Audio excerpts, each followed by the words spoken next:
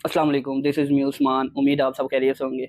Finally जिस चीज़ का इंतज़ार था, जो कि मीडिया की ज़ीनत बने हुए थे काफ़ी दिनों से, Imad Wasim hot trending topic जो है वो पाकिस्तान क्या पूरी दुनिया में चल रहा था। जहाँ-जहाँ पे क्रिकेट के शायकीन हैं, और फाइनली तौर पे आज उस चीज़ का रिज़ल्ट आ गया है और इमाद वसीम ने अपनी रिटायरमेंट वापस लेने का ऐलान कर दिया है। पीसीबी के साथ उनके साथ क्या मामला जो है वो तय पाए हैं, आज की क्या डिस्कशन रही है उनकी शाहीन शाह अफरीदी के साथ, उसके अलावा वहाब रियाज के साथ क्या बात हुई है, चेयरमैन पीसीबी मोहसिन नकवी के साथ क्या मामलात उनके जो हैं वो तय पाए गए हैं, तो और जिसकी वजह से उन्होंने रिटायरमेंट वापस लिया। इसके अलावा पीसीबी के लिए फॉरेन कोचेज़ जो हैं वो सर का दर्द बन के रह गए हैं, और क्या मुश्किलात पेश आ रही हैं, क्यों इतनी कॉम्प्लेक्सिटी बोर्ड के अंदर हो ही जा रही है। अगर इन चीज़ों के हवाले से बात की जाएगी, सारे आज का जो खबरों का हमारा वो जो गपशप करने का जो आज का यही है, कोई इन्हीं के ऊपर गपशप करेंगे। आमिर के हवाले से क्या खबरें आ रही हैं उसके ऊपर थोड़ी बहुत डिस्कशन करेंगे, लेकिन फाइनली उसके ऊपर कोई अभी लीगली तौर पे कोई आंसर नहीं आया, तो उसके बाद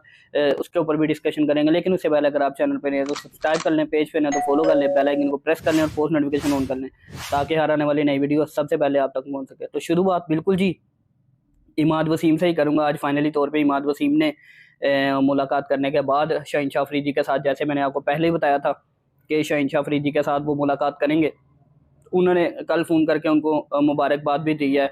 पीएसएल में उनकी अच्छी परफॉर्मेंस रही। उसके अलावा वहाब रियाज खुद ये चाहते हैं, जो कि चीफ सेलेक्टर हैं, कि वो पाकिस्तान टीम को वर्ल्ड कप में इमाद वसीम की ज़रूरत है, तो वो खेलें। तो जब सेलेक्टर आपको कह रहे हैं, तो इतनी श्योरिटी दे रहे हैं, तो फिर ज़ाहिर सी बात है इमाद वसीम खुद भी चाह रहे थे कि मैंने थोड़ा सा मेंटली प्रेशर में या फिर दिल बर्दाश्त हो गया, ये वाला फ़ैसला कर लिया था। तो अब वो पाकिस्तान के लिए अवेलेबल हैं और वर्ल्ड कप के लिए पाकिस्तान टीम को दस्तयाब हैं। उसके अलावा क्या मामला जो हैं मेरे ख़्याल से बोर्ड के अंदर वो यही उन्होंने गपशप किया कि मुझे सीनियर प्लेयर होने के नाते रिस्पेक्ट दी जाए। उसके अलावा सेंट्रल कॉन्ट्रैक्ट की जो बात है, या बी कैटेगरी में मेरे ख़्याल से उनको दोबारा रिटेन करने की बात हुई होगी। उसके अलावा शाहीन शाह अफरीदी को यही उन्होंने कहा होगा कि मुझे जो लीग्स खेलने का एनओसी है उसके लिए थोड़ी सी रिलैक्सेशन दी जाए, और मेरा नहीं ख्याल कि इसके अलावा कोई भी बात हुई होगी। तो आज ऑफिशियली तौर पे इमाद वसीम ने ये इस चीज़ का ऐलान कर दिया कि मैं रिटायरमेंट वापस लेता हूँ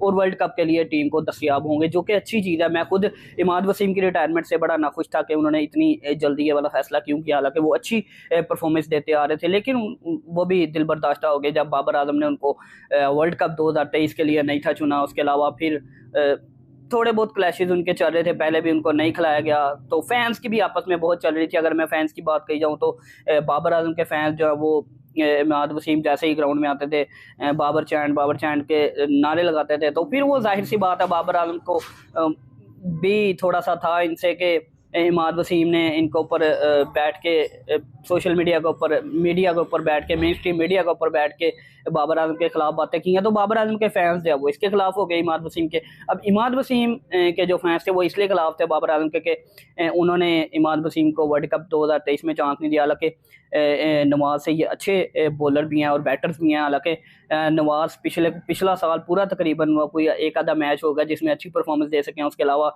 इमाद वसीम ने अच्छी परफॉर्मेंसेस दी हैं, नवाज अच्छा परफॉर्म नहीं कर सके।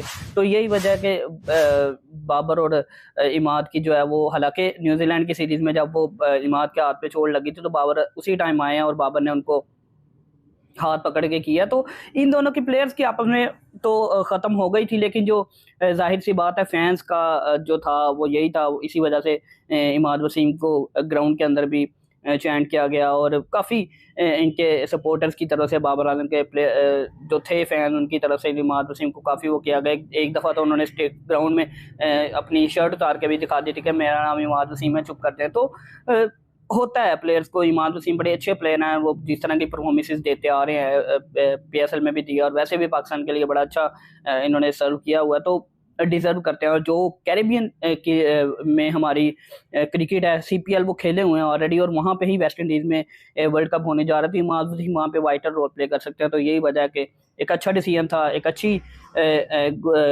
मैं समझता हूँ कि बैठक हुई है, और जो भी फाइनल डिसीजन था कि इमाद वसीम जो है वो वापस पाकिस्तान टीम के लिए अवेलेबल हो गए हैं। और जल्दी ही जो काकूल में 25 मार्च से वो होने जा रहा है हमारा ट्रेनिंग कैंप जो कि आर्मी के अंडर होगा तो उसमें पार्टिसिपेट के लिए अवेलेबल हैं। तो अच्छी बात है कि ये आर्मी के अंडर प्रैक्टिस करेंगे और ज़्यादा निखार आएगा, तो ज़बरदस्त चीज़ है।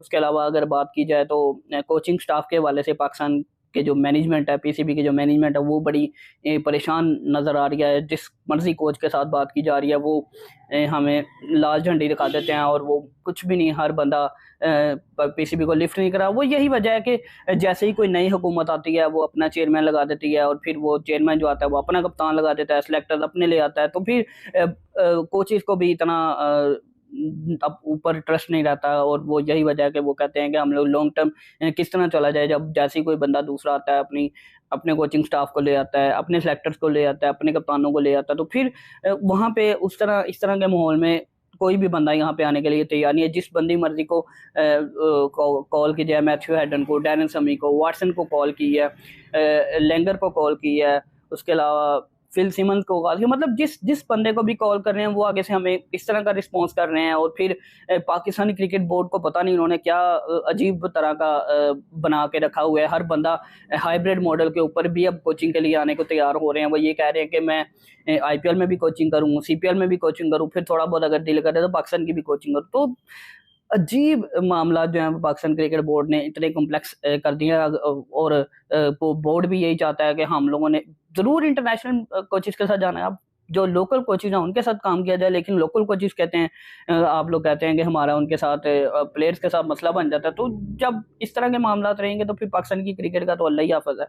तो कोचेज जो है वो जाहिर है पाकिस्तान को आके खाना उन्होंने शुरू कर दिया है। वो इतनी हाई पे सैलरी लेते हैं और फिर कभी इंडिया में इंडियन प्रीमियर लीग में भी वो कोचिंग करेंगे, सीपीएल में कोचिंग करेंगे, आईएल टी20 में कोचिंग करेंगे, दिल करेगा तो पाकिस्तान में कोचिंग कर लेंगे, नहीं तो नहीं। तो ये इस तरह तो नहीं है, हाइब्रिड मॉडल के ऊपर कोचिंग थोड़ी होती है कि एक सीरीज़ में फॉर एग्जाम्पल से न्यूजीलैंड की सीरीज़ में एक बंदा कोचिंग करेगा, आगे आयरलैंड और इंग्लैंड की सीरीज़ में कोई और बंदा कोचिंग करेगा, टी20 वर्ल्ड कप में कोई और बंदा कोचिंग करेगा। तो इस तरह तो फिर टीम्स नहीं चलती ना। तो बेहतर यही है कि अगर आपको कोई फॉरेन प्लेयर कोच नहीं मिल रहा तो आप लोकल की रिस्पेक्ट की जाए, उसी को कंट्रोल दिया जाए कि ताकि आप हर तरीके को अच्छे तरीके से मैनेज करें। लेकिन यहाँ पे अजीब कल्चर है, बोर्ड के अंदर अपने मामला जो है वो तय हो नहीं रहे और इन्होंने कोचेस के साथ क्या करना है, प्लेयर्स खुद नाराज हैं।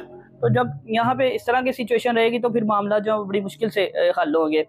तो ये अभी तक जो है कोचेज ने भी हाइब्रिड मॉडल के ऊपर आना शुरू कर दिया है। वो यही कर रहे हैं बात कि हम लोग आएंगे तो हाइब्रिड मॉडल के ऊपर आएंगे, अदरवाइज नहीं आएंगे। तो देखें अब पीसीबी किस तरह इसको लेकर चलता है। अलबत्ता आमिर के हवाले से भी जो खबरें वो यही आ रही हैं कि आमिर जो हैं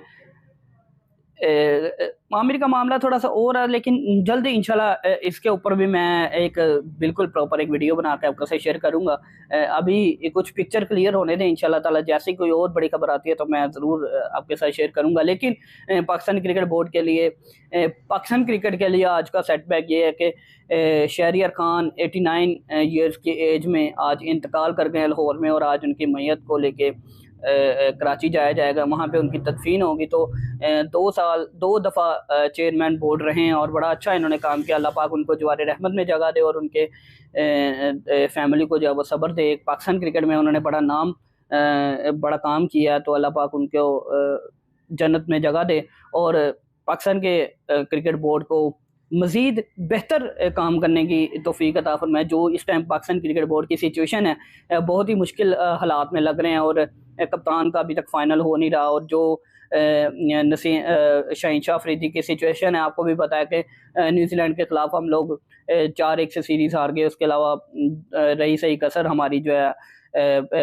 पीएसएल सीज़न 9 में लाहौर कलंदर को 10 में से 9 मैचेस हारने के बाद शाहीन शाह अफरीदी ने दिए। तो ये प्रेशर जो है बोर्ड के ऊपर ये भी है कि किसको कप्तान लगाना है, कि क्या मामला करने हैं। तो कभी वो कहते हैं, स्टेटमेंट दे देते हैं मैं सिलेक्टर जो है वो बनाएगा कप्तान, और कभी वो कहते हैं कि मैं खुद इन चीज़ों को देखूंगा। तो उनको खुद भी चेयरमैन जो है उनको खुद भी नहीं पता कि उन्होंने करना क्या है। लेकिन let's see Pakistan cricket board का क्या बनता है। लेकिन अभी तक यही खबर थी कि इमाद वसीम ने पाकिस्तान क्रिकेट टीम के लिए अवेलेबल होने का कह दिया और अपने रिटायरमेंट को वापस लेने का ऐलान कर दिया। अगर आपने मेरे पेजेस को फॉलो नहीं किया तो ज़रूर फॉलो कर लें। मुझे अपनी दुआ में याद रखें। इंशाल्लाह अगली वीडियो में मुलाकात होगी। टिल देन बाय बाय, अल्लाह हाफिज़।